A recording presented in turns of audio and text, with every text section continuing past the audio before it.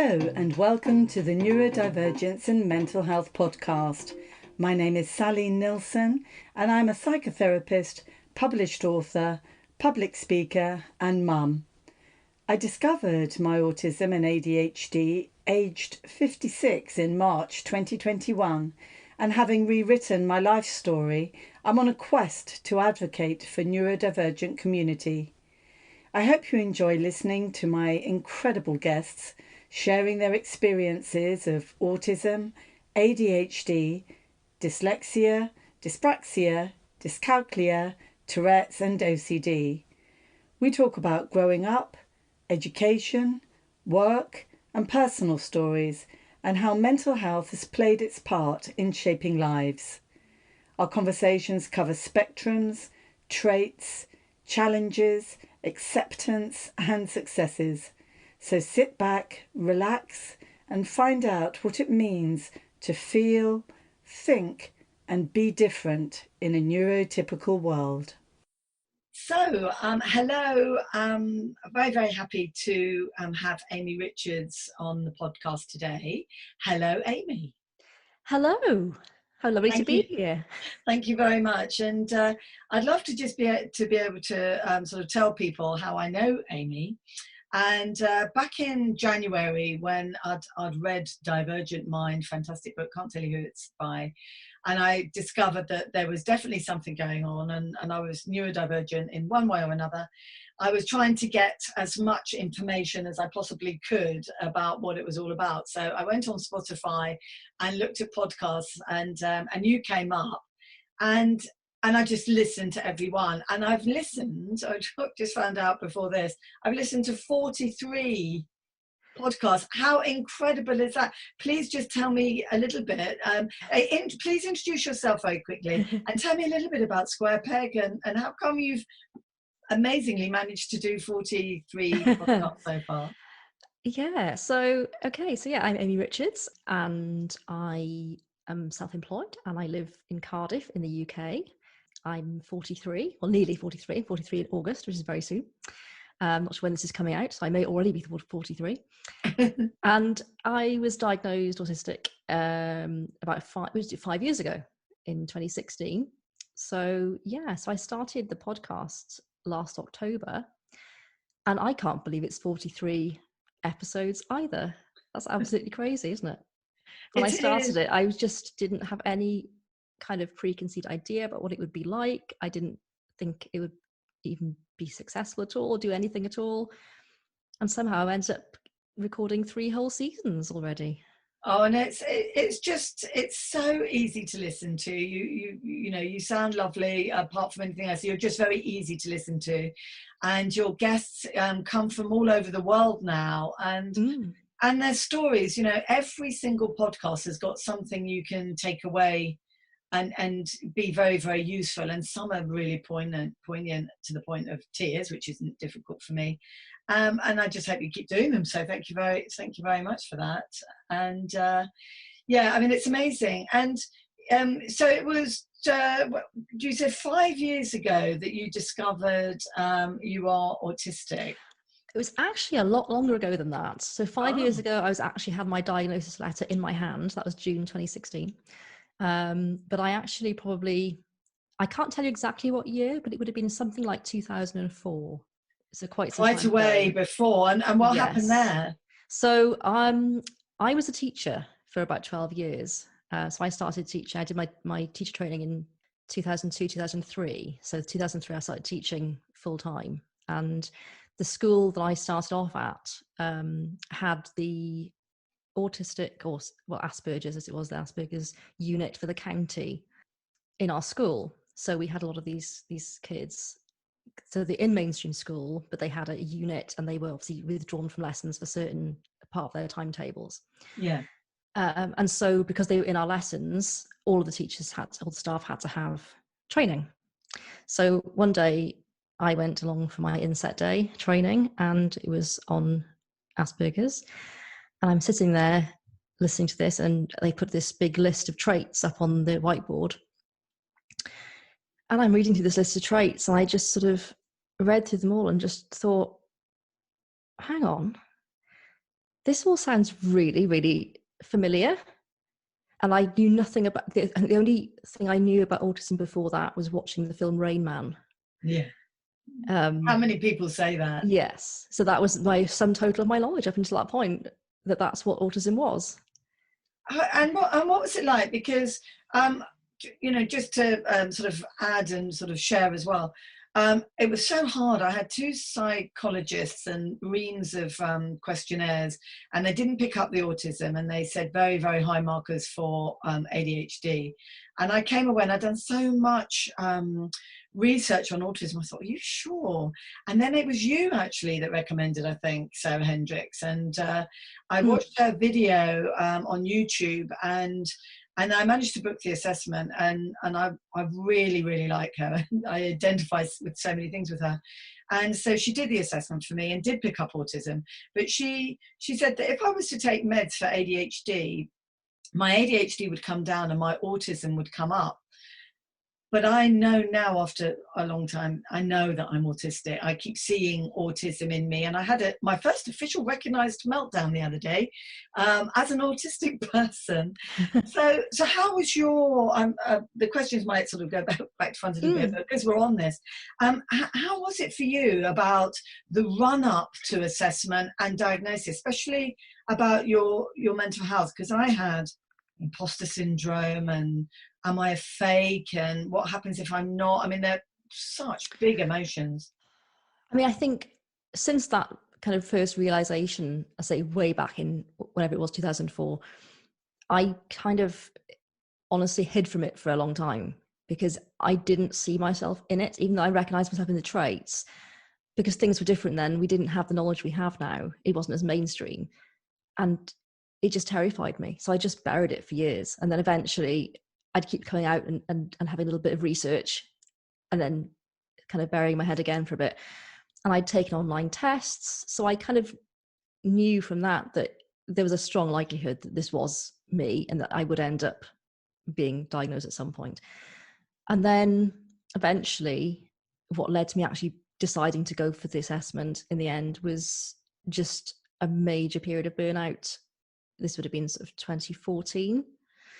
And I'd been teaching at the say for about 12 years. And it just got to a point where, I mean, I thought I didn't know what was wrong with me.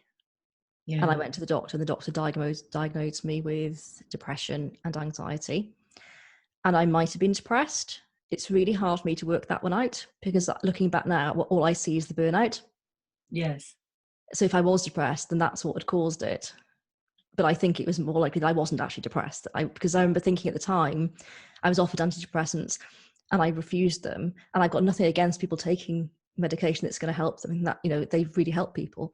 But I just had this deep down thing in me just saying, no, you don't need that.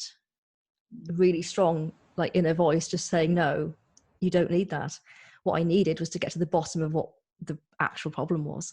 Absolutely. And I understand that completely. I'm a psychotherapist, and before all of this, before March and getting my own diagnosis, and COVID, very much so, I was seeing people coming to therapy with unusual symptoms that I hadn't seen before since I started in 2016. They were coming with shutdown, meltdown, dissociation, zoning out, and all these I'd never seen it before. And that sent me on quite an interesting journey actually into polyvagal theory and Stephen Porges and what was happening here. And I still am very, very fascinated about that. But and then I did some courses about chronic stress, because in a neurotypical with everyone else, 80% of the rest of society, stress is still really, really difficult and very, very hard, and people get burnt out because of chronic stress. But a while ago in April, my mum was in hospital. My son had decided he couldn't do university anymore, and I totally understood. Other things were happening, so it was a build-up of different things. And I went into what I now know is autistic burnout. And I was sat on the sofa, knitting, eating ice cream, and watching horror films, waiting by the phone for news about my mum. And that's the only thing that I could do. And funnily enough, I could see clients because I'm a bit like Saga Noren from The Bridge. I'm like her, and my work was the thing that kept me sane, absolutely, because I don't get caught up in clients' emotions because I'm like a detective. But that burnout, how do you think burnout is different in neurodivergent people than it is for non-neurodivergent people? Do you think there's a difference? That's a really interesting question. Obviously, it's really hard for me because I only have the one set of experiences. But I wonder whether the causes are slightly different, because I think a lot of it is to do with that level, certainly for me as a teacher, that level of masking over that length of time, and not having, during the school day, not having any time into yourself and constantly being on all the time. I think that's a high pressure environment for anybody. But if you're someone like me that needs to be alone for quite a large proportion of the time to be able to function well, and that combined with, a constant masking, because teaching is kind of like acting in a way anyway, but if you combine that with being autistic, I think it's almost like a double whammy, an extra layer on top. It is. And so I resonate with what you just said about, how you were when you were going through yours.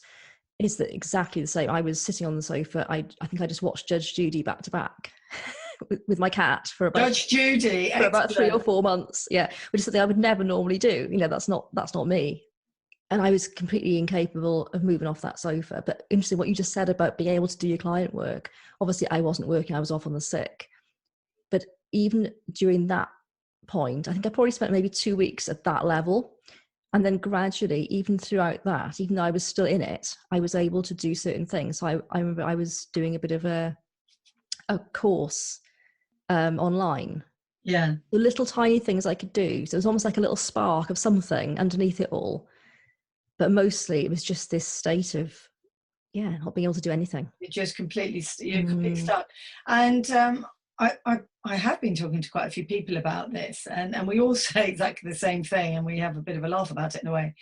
I used to live next to Gatwick Airport, and there were lots of planes, and I was a nerdy plane spotter, but it got annoying after a while because I couldn't grow my vegetables in the garden. They were literally going past the window, and we moved somewhere else, and then the plane stopped, and when the plane stopped and everything went quiet and the house went quiet and I went quiet, I got a tent, I put it in the garden, it became like a yurt for like the archers, and I was writing poetry and I was colouring in and doing all these things.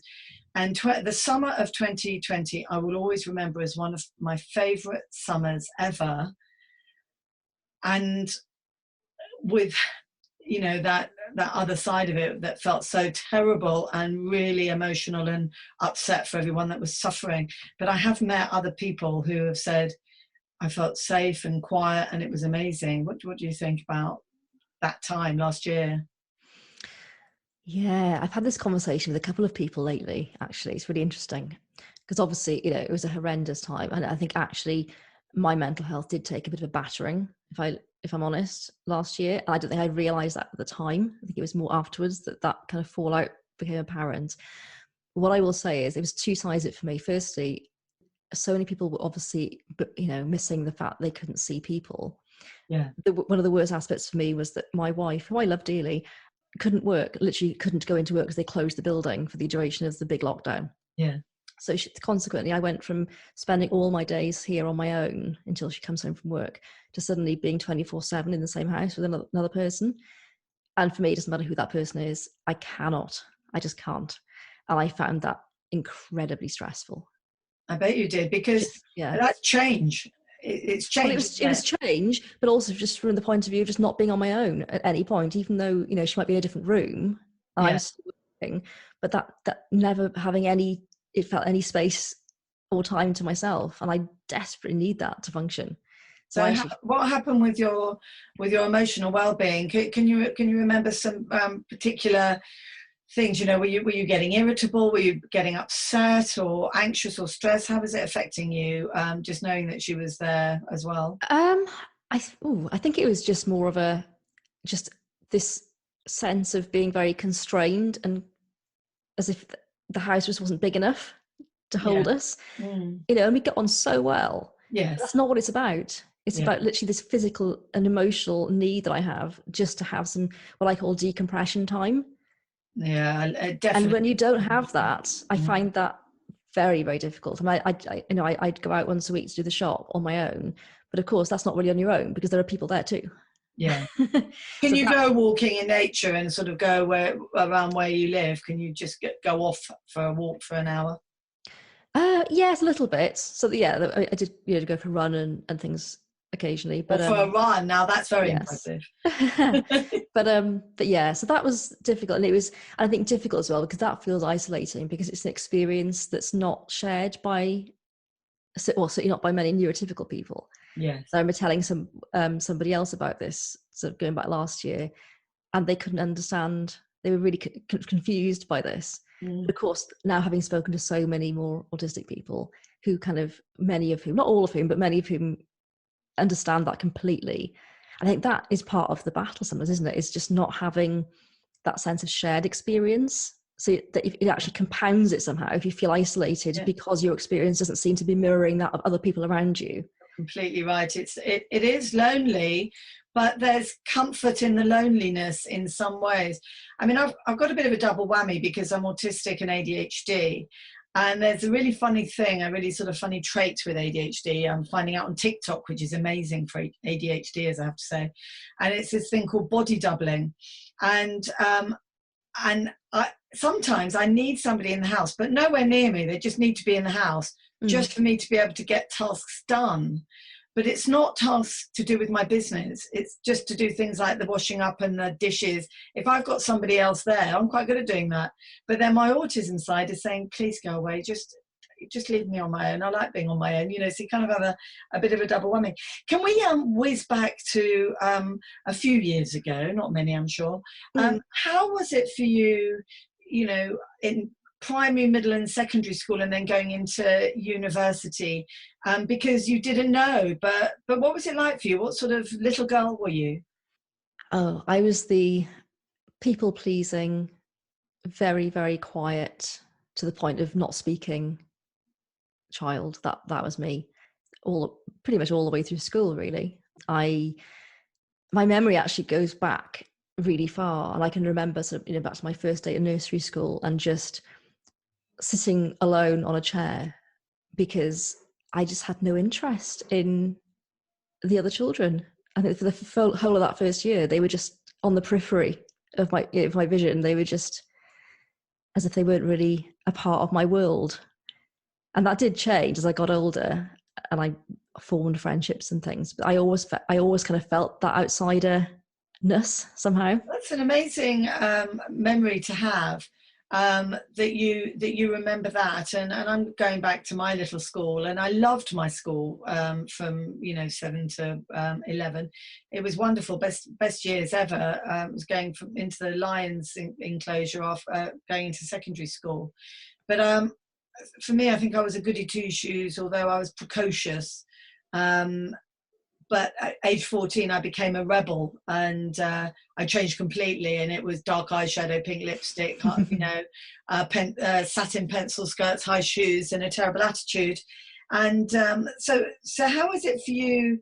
Did you just try and keep under the radar? How did you manage to go through secondary school? Because a lot of people get badly bullied at secondary school. Oh, I was bullied from probably quite early on at school, I would imagine, probably, infant school to an extent. Nothing horrendous, I suppose, but I mean, I think there was a real sense of that I was different, that I was very aware of, but obviously other people were very aware of too.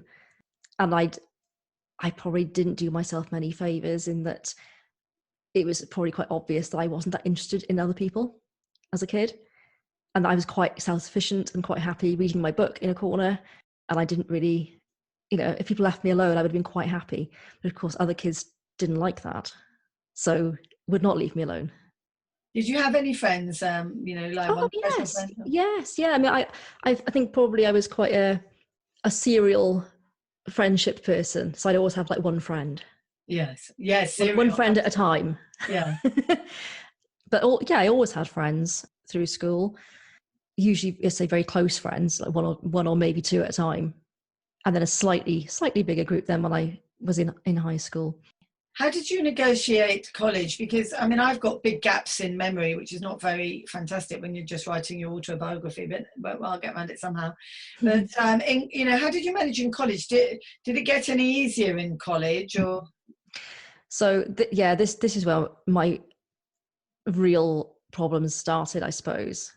Because I think I managed to get through school. So I always had some friends, and I liked the academic side of school, and I liked the teachers. So I kind of managed to get by.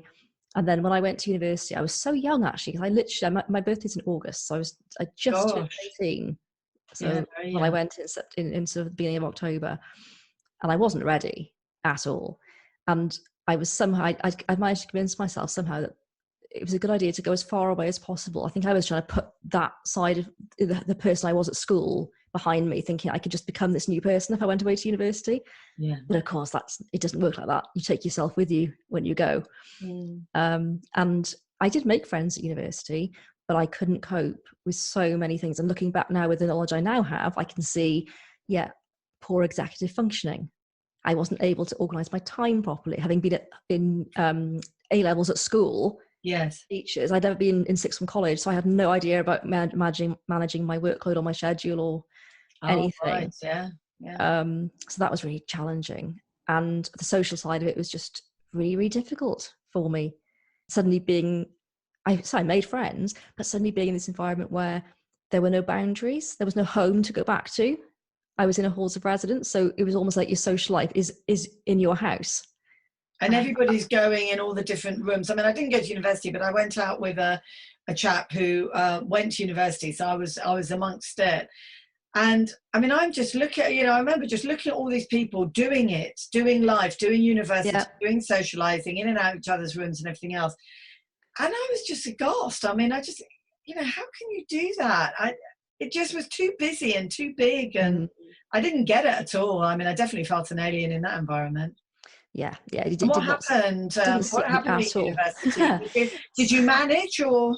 So what happened was that I ended up taking refuge in drinking too much, which was my go-to from the age of about 15, probably into my late 20s, and I either I got very, very depressed, or I got very, very burnt out, or it was a mixture. I'm not sure really, because I never saw anybody for this. And I just ended up not going to lectures. Like, I couldn't get out of bed. I literally could not get out of bed. I was just like in this kind of slightly comatose state all the time. And of course, in the end, I got thrown out, because if you don't go to lectures for several months or hand any papers in, they tend to get rid of you. Was that relief, or did that affect your mental health? Because well, with ADHD anyway, there's definitely this rejection sensitivity dysphoria. There's this this failure, I'm just completely useless, or how have I managed to muck that up as well, and all that sort of stuff. I mean, how did you feel? I was absolutely devastated, because up until that point I'd been a success. I was used to being a success. I got my GCSEs, I got my A-levels, they were pretty good. Things just seemed to go right, and this was the first big failure that I'd had, really.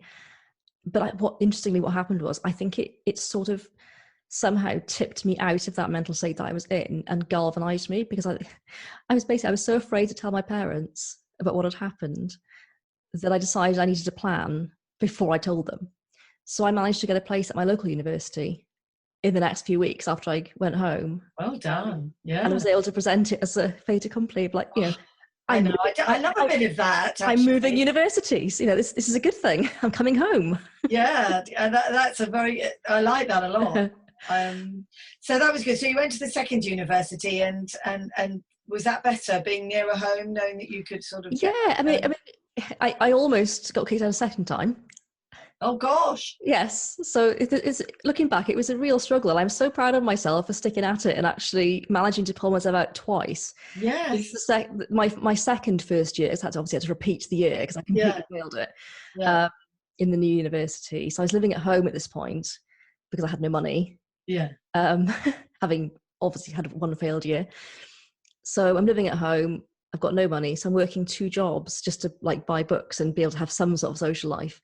So consequently, the burnout happens again for different reasons this time, because I'm doing too much. I'm spreading myself way too thin.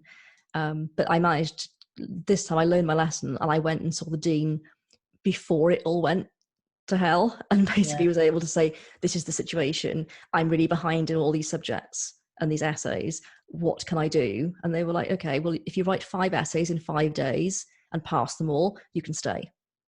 And you did. And I did. Right, well, because, and well done. Because the hyper-focus thing, it's like, you tell me to write 5 essays and 1 essay a day for 5 days that I've not researched, but just to do it, I will do it. Not if you've got pathological demand avoidance. You might struggle. Well, I do actually have an element of that, I think, in my personality, but I think this was so much of a case I wanted to do it. And you had to, because you'd already gone out once, and you really didn't want that to happen. Nobody was going to let me back in again after this. So I had to do it, and I wanted to, because I was so determined. And I think that somehow just turned things around. And then I moved into a digs, and I got a better job, so I didn't have to do 2 jobs. Yeah. And things just kind of improved massively then. I think we have to be resilient. We have to say, look, this isn't what, I mean, it is down to us. It is down to us, or we stay at home. And you managed to get through that, and you went into teaching, and then that didn't go so well at the end. But you know, what other jobs you had teaching, and you just tell me a little bit about how you left teaching, and then what did you do after that? Yeah, so I was teaching for 12 years, and in some respects, it was probably quite a good job for me to have, because I always knew that I wouldn't be well suited. I just knew instinctively I wouldn't be well suited in a big company or a big open plan office. Yeah, that wasn't going to work. And in teaching, of course, you've got your classroom, so you've got some control. You're the boss in the classroom. You've got autonomy over what happens in it. You've got autonomy over the lighting and the, different how it looks, the walls, displays. So that was always quite comforting in a way. And the curriculum is familiar, and humans are humans, and unless they're actually setting fire to stuff, then you generally have some idea of what they're going to do, don't you? Yeah, exactly. And I think, it was really tough in some respects because, for example, I've got prosopagnosia, the face blindness. Oh, right, yeah. So trying to learn the kids' names, that was actually one of my worst and most difficult things of teaching, was just trying to learn who everybody was. So that's face blindness and name blindness. It's both of it, isn't it? Yeah. So basically, I'd be there with a seating plan, very carefully worked out, write all the kids' names on it, and of course somebody would move. Yeah. Without permission, and I wouldn't have the faintest clue that they'd moved, because they all look the same to me. They don't exist anymore. They've become non-existent. Yeah, just a blur of faces. It is such a thing. It's such a thing. I find it so embarrassing, because I was living in quite a small town, and I know people from different places. I was a manager at Fat Face. I went to various schools. I knew them from the kids going to different schools, and they go, "Hi, Sally, how are you? Who the hell is that talking to me?" And they just kept happening. But so you love teaching, but I sort of had a love-hate relationship with it, I suppose, in that I think I loved the classroom. Actually, I did love communicating and teaching, and I still do. I get the opportunity to do training with people. I really enjoy delivering training. What I found really challenging, I found the behaviour aspect challenging. I think because I'm not very good at working out people's motives, so I'm not very good at working out whether or not people are lying to me. Yeah. So trying to work out whether a kid is genuine or whether they're trying to pull off arsefoot, I find that really challenging. Yeah, because I'm not very good at the non-verbal communication that you need to be able to work those things out. And in the olden days, people used to say I was just really gullible, and they would deliberately tell me jokes knowing that I wouldn't understand the that sort of thing, isn't it? Just to get the rise, and it is context and intention and things like that, and then you get taken advantage of, and teased and all the rest of it, and children. I mean, you are getting thrown to the wolves a little bit. I'm just if it's I'm just what do you do now, because you're not a teacher now? What's your job now? So after the burnout in 2014, and I was off work for a few months, and then I basically was supposed to be returning to school for my sort of phased return, and I didn't go. Well, I went and just drove past. So that was that day. Well, that's I just had a picture. I see in pictures. I can see you.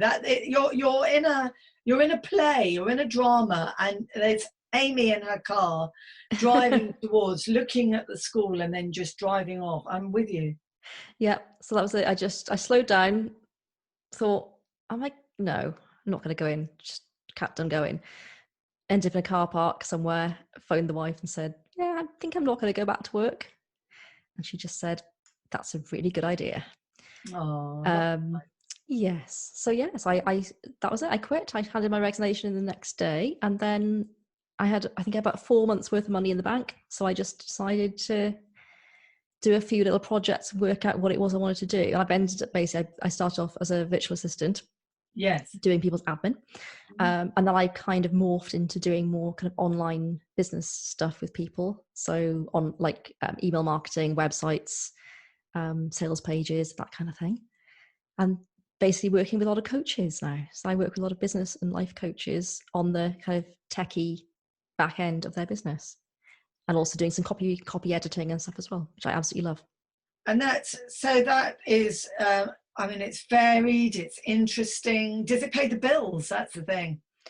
Yes, yeah, very much so. Yes. So that is brilliant, isn't it? Because, I mean, for me, finance, it's a difficult thing. It's a slightly sort of trauma-y from when I was younger thing as well, I suppose, about money. You know, I need to know that I've got money in the bank. I don't like it if I think that, you know, I'm not going to get money, and that's quite important. So you're in a good place now. But in your life, when do you think was your biggest mental health challenge? You know, what did it feel like, you know, when you felt the most in a bubble, the most like an alien, like you were losing it? I think probably the biggest would have been, yeah, it's really hard to say. I mean, there's been three really. There was that time at university, my first year at uni was the time when I first really imploded. And obviously the big burnout in 2014 was another really difficult time. But I'd had a previous one in about, I think it was 2007, where I'd ended up quitting. I quit teaching twice. that was the first time.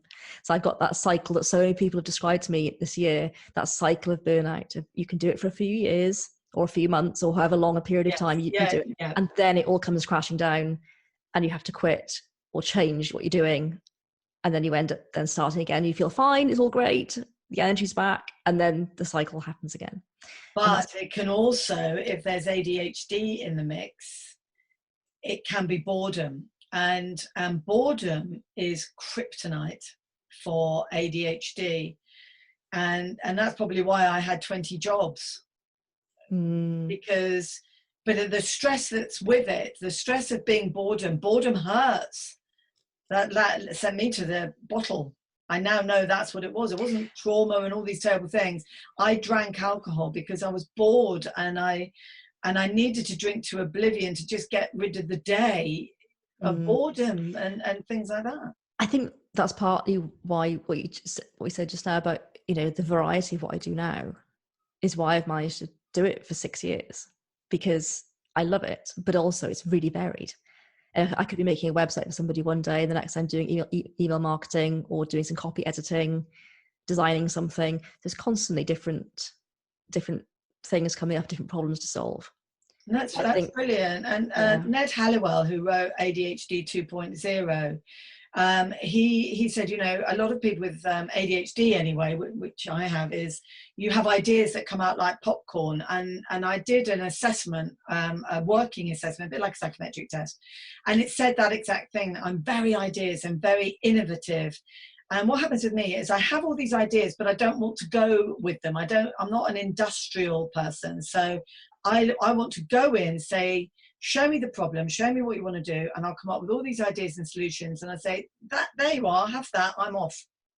And I do that. And do you think, you know, it sounds like you are very good at solving problems and finding solutions. Yes, yeah, I guess so. I mean, that is what I do, really, for people. And for yourself. Yes, yeah. Yeah, I've always been quite a resourceful, I see myself as quite a resourceful person, I suppose. And it's really interesting you saying about the ADHD, because I'm pretty convinced this year I've become convinced that I fall under that camp as Yay, well. you're joining our team. You're I haven't even been assessed or anything, but I do wonder quite strongly whether that might in fact be a crossover that I've got as well. It's quite fun. There's a fantastic chap called Paul Micallef on YouTube, and he did Autism versus ADHD, and it was so fantastic to see where my autism was and my ADHD was. And I made a Venn diagram with a bit in the middle that was my bit, and it was just so interesting, and I really liked it. So you know, a lot of people who have stress all the time because of autism, and Paul Micallef mentioned this as well, is about complex trauma and autism. Because when we're autistic, we're going through trauma every single day of our life, because it can be a sensory thing like touch or feel. It can be that we can't name our emotion, and an emotion that we have today, it might not come out as something until 3 or 4 days later. Oh yeah. And there's all these incredible new wonderful things that we learn about ourselves. And I mean, I've got lots of things that I do. I think I'm actually mentally pretty amazing, which is good because I'm a psychotherapist. But I know that you've interviewed some counsellors and psychotherapists. But what do you do? How do you keep your body healthy and your mind healthy mentally? Yeah, it's a really good question. So I've got quite a routine, and I've got, like a lot of us, I've got a very, well, quite a love-hate relationship with routine. Is that I need to have one, but then after a while, it really gets to me. Do whether you identify with that? So I mean, I take exercise every day, and I know that's a bit of a cliche, but it's so true that moving your body and being out in nature really does help. Yes. So I'm very lucky that where we live, we're right by a park and a river, so we walk along there every day for about an hour or so, which is lovely. And we try and get out into the hills as much as possible. I love hill walking, hiking. Oh, it's fantastic. I mean, hill walking is, I broke both my ankles last August, and I don't know how I did it. I just walked out my back door, and then I was on the floor with my legs in the air, and one of my ankles was at a very bad way. And I just started jogging before it happened. And so I don't feel like I want to do anything jumpy on my feet anymore. But hill walking is and it's so beautiful, isn't it? Because you have this fantastic dopamine reward of the wonderful, wonderful view at the top, and then the walk down. Yes. And just that sense of, you know, we went on one a couple of weeks ago, and just that sense of being on our own, you know, miles from anybody, it feels, on the top of a hill somewhere, and just the wind and a few ponies. Heathcliff. Oh yes, absolutely. It's wonderful. And I guess, and the other thing is, you know, obviously the physical stuff like that is really important, but also I've quite a couple of years now, probably 3 or 4 years, I've been practicing EFT, emotional freedom technique, the tapping. Yes. And that is, I think that's very good for autism. And I find that incredibly calming. And just because people say, you know, focus on the positives, and that's great, but you need to acknowledge the negatives as well. You need to feel your feelings. Yes, exactly. And it helps me to, because as you said earlier on about us not being able to recognize our emotions very well, alexithymia thing. Yes. I find that actually having to every morning, starting the day by speaking that out loud, but in a kind of calming, controlled, nurturing way. Yes. And then doing some affirmations, so you then bring in the positives in. It just kind of clears everything out. Wonderful. I mean, it's so good. I think the I one is good as well, EMDR. I think that can help as well. Sometimes it's quite nice to zone out, unhook, go offline. You know, I mean, that was my ice cream with, you know, when I get burnt out, is sitting on the sofa eating ice cream, watching horror and knitting. And I love horror because it calms me down, because I'm waiting for the jump scare. That's just how I am. And I know, and we're all a little bit different. But being out in nature, I'm on Mindfulness. I was talking to Paul Isaacs about it, and he loves creative writing. And I write a lot. I have a bullet journal, and I write creatively as well. And I did go on a mindfulness course, but as soon as they had me laying down and being really, really quiet and doing this body scan and feeling, going into this calm thing, I hated it. I felt really angry. and quite emotional. I didn't like it. So Okay. active mindfulness is what I do. And I went to the big festival, and I did this really active meditation where you're jumping up and down and groaning and doing all this stuff, and I loved it.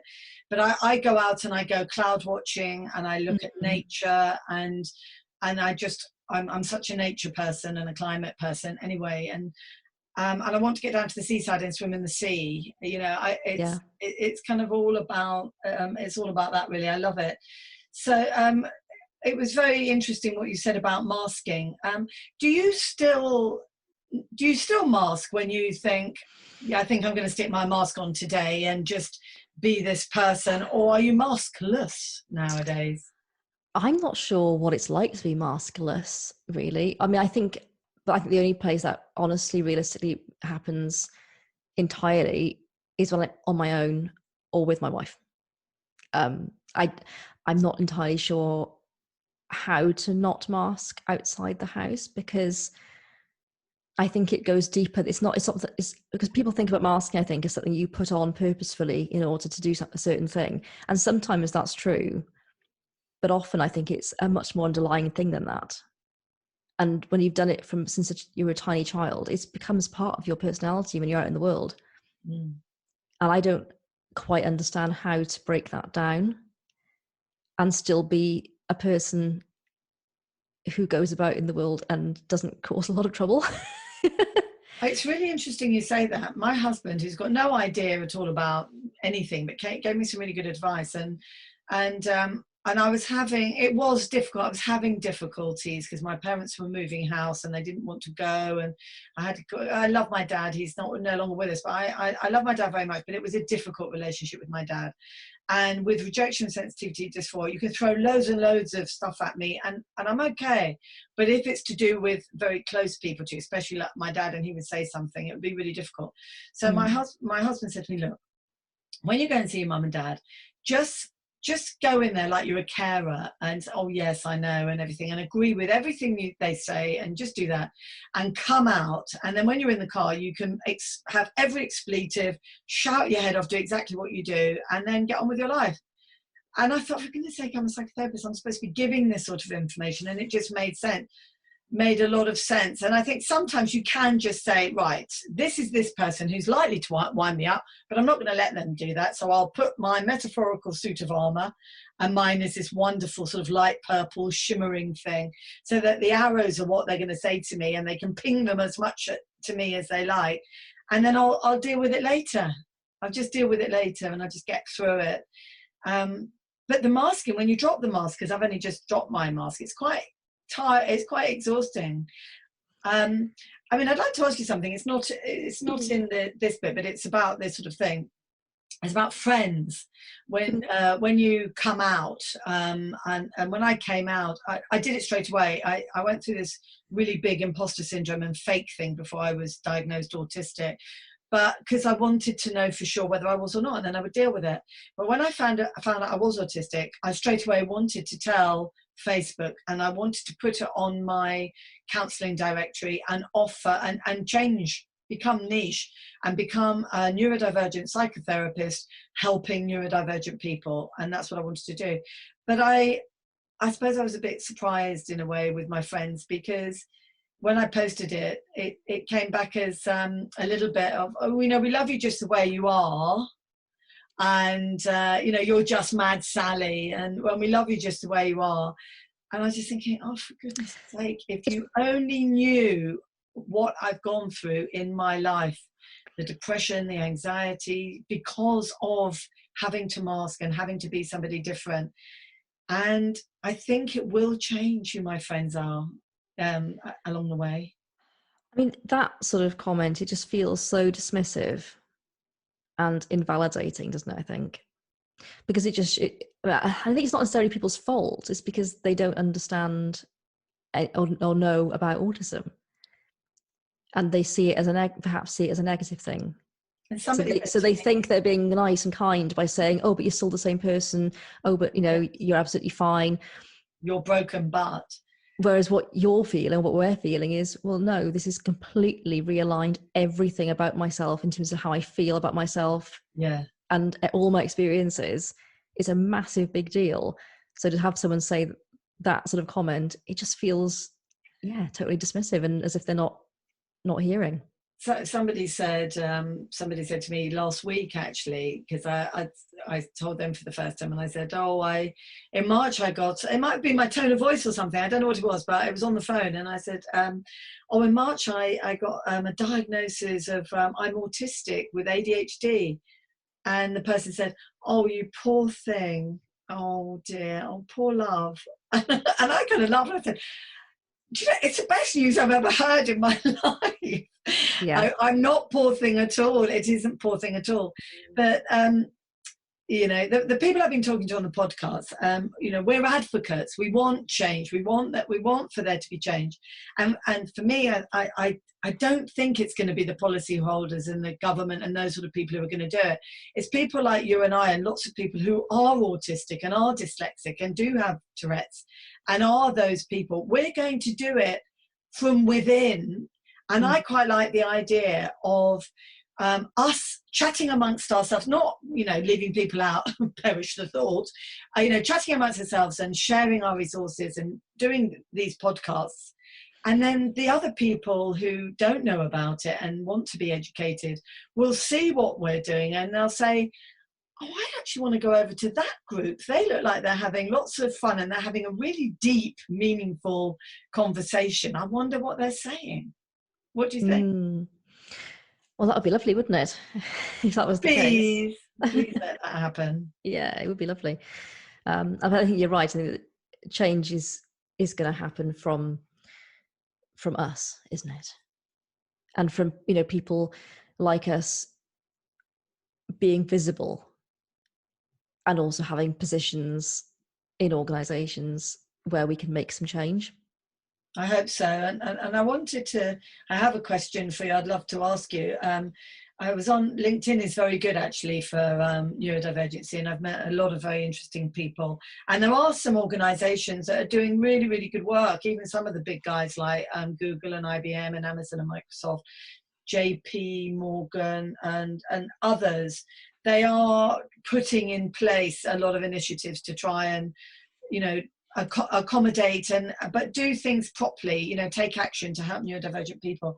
But I'd very much like to ask you, how would you like to see positive change at home and at school and in the workplace to help all neurodivergent people feel included and valuable members of society? I know it's a big question, but, you know, what's your view of that? Yeah, that is a massive question. But I mean, firstly, I think a lot of the changes that could be made would actually benefit everybody, not just neurodivergent people. You know, you mentioned school. I mean, things like, you know, smaller class sizes, less focus on exams, and more focus on, you know, experiential learning and exploring and deep diving into things. Yes. When I was a kid, I did a week at a Waldorf Steiner school. Yeah. I know. Yeah, I know them. Yes. And my parents were considering moving us there, so we did a week. I didn't end up going there in the end, but it was only 1 week, and I was 11. But I remember everything that happened that week so clearly because it was just like a revelation. And I just think that would have suited me so well, being in a very small class, you know, learning by topic rather than subject. Yes. Oh, yes. So you connect the dots. So, you know, they take one theme and they do all of their lessons around that one theme. And that's amazing. And there's a fantastic school near us, Moonhall College, and a lot of dyslexic and you know, other neurodivergencies are there, and even history. They start right at the beginning and they work through the timeline of history. But I was looking at it in Sweden. It's a Wolfgang Steiner. Is it called Waldorf Steiner? And a chap called Harry Thompson, who's he's written a book called PDA Paradox, and he was sent to a Nature Kids, you know, in the forest children and things like that. You know, my model of therapy is humanistic, but me as a person, I always go back to the fact that we are a species. We are human beings. And that is what it's all about. And we are different in other ways. We might be different colors, different cultures, we might have different sexualities or genders. We're different, and a lot of people are wired differently. We might look different, and we might have physical differences, but at the end of the day, we are all human beings, and every single one of us has equality and should be given the same thing. And I'm not pitchforks at dawn. I'm not one of those big activists at all, but I do sit on my little fence and look around and see what maybe can be snipped and changed, because there's not a lot of change, is it, when you get into into the workplace? They're actually quite small changes to make really big positive deal for people. Well, I think, in the workplace, I mean, obviously I'm self-employed and I work at home, and most of my experience of work has been in schools, which is obviously a very different environment anyway. But it just seems to me that the biggest thing I hear people talk about is things like open plan offices, which are horrendous for most people, not just neurodivergent people, because people don't concentrate well when they're surrounded by other people making noise and having conversations and distracted them. So that's enabling people to work alone or to work from home, not maybe all the time, but when it's needed. And I think obviously what's happened over the last sort of 18 months has shown that that's possible. Yes. Oh, yes. And not such a very difficult thing to achieve after all, as we've always been told. There is something a bit difficult though, because I had a client who his company was a software development company. And which is, there's a lot of geeks. So there is a company called Geeks, actually, sort of geeky people and neurodivergent people within software development companies. But they're set up really well for neurodivergent people. And she loved going in. She was amongst people, and they all got on really, really well together. And it was such a good job and very, very happy. And then it went into COVID, and now they've decided that it's all at home. But for her, she's sociable. A lot of autistic people need the company of others. They just need a bit of flexibility with time and maybe lighting and things like that. That's what I'm saying. That the flexibility side of it, that's just giving people options. So it's not a given that everyone's going to be working in these massive spaces surrounded by people if that's not what they need. I hope, though, that neurotypical people will be happy to want to learn about neurodivergency. I'm just thinking this off the top of my head now, and not feel as though neurodivergent people are getting more and better stuff than they are because they're coming in later or they only work 3 or 4. But that's what I mean. But that's kind of what I meant when I said at the beginning of this, when I said about how these changes would help everybody. Because I think flexibility, if it's offered to everybody, whatever that flexibility might be, like being able to wear headphones when you're working, for example. Yes. If that's an option for everybody, then that's just equity. I love that. I really love that. And I'm not really into hierarchies, and it would be really good if everyone just felt more equal, whoever they are. And I really hope that happens. Amy, it's been so great talking to you today, and I've loved our conversation, and I hope perhaps you can come back, because we might go into some sort of slightly different topics, and if we do that, I'll ping you a message and see if you're free. But I love Squarepeg Podcast, and what I will do is I'd love to get your link, and I'll put the links in the show notes. So if you could please send me any links that you'd like people to find you on. But definitely anyone listening today, please check out Amy Richards' Squarepeg Podcast. They are fantastic and really, really great people that you have on them. Thank you so much, Amy. Thank you very much for having me on. I really enjoyed it. Thank you. Bye-bye. Take care. Thank you very much for listening to the Neurodivergence and Mental Health Podcast. Links and resources will be at the end in the show notes. I very much look forward to meeting you again. Thanks for listening. Bye.